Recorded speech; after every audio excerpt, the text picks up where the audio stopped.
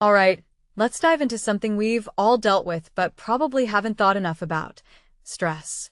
Here's the thing: stress isn't just a buzzword or a minor inconvenience. It's a silent player in our lives, and if left unchecked, it can turn into a chronic condition. But how do you know when it's crossed that line? That's the million-dollar question, and it's what we're unpacking today. First off, let's get one thing straight. Stress is normal. Life throws curveballs: work deadlines, family drama, financial worries. It's all part of the package. But here's where it gets tricky. It's not the stress itself that's the problem. It's how we respond to it. Personally, I think this is where most people get it wrong.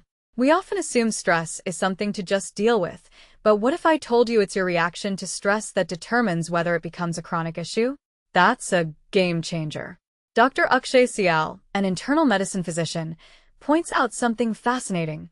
Stress becomes chronic when it starts disrupting your life in ways you can't ignore. Think about it. Are you canceling plans with friends? Avoiding family gatherings?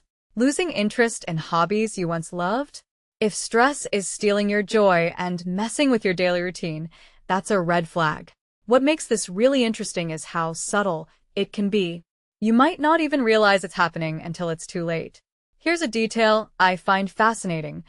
Our bodies are wired to handle stress through the fight or flight response. Adrenaline kicks in, your heart races, and you're ready to tackle the threat.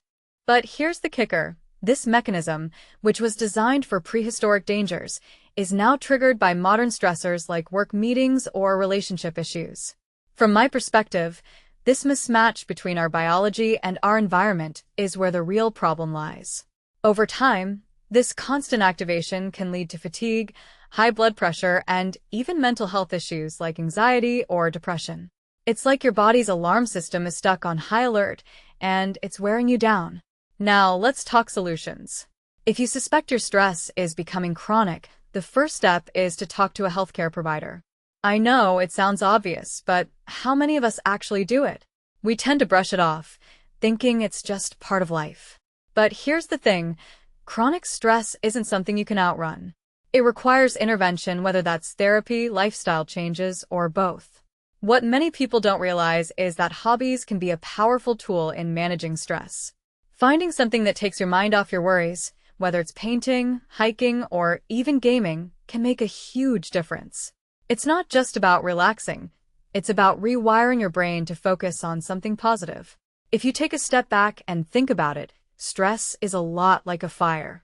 A little bit can keep you warm and motivated, but let it get out of control, and it'll burn everything down.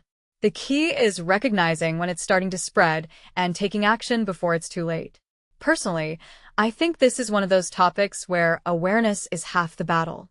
Once you understand how stress works and how it affects you, you're already ahead of the game. So, here's my closing thought. Stress isn't the enemy. It's how we handle it that matters. Are you letting it control your life? Or are you taking steps to manage it? This raises a deeper question. How much of our stress is self-imposed, and how much is truly unavoidable? It's something I've been reflecting on lately, and I'd love to hear your thoughts. Drop a comment below. How do you deal with stress, and have you ever felt like it's become chronic? Let's keep the conversation going.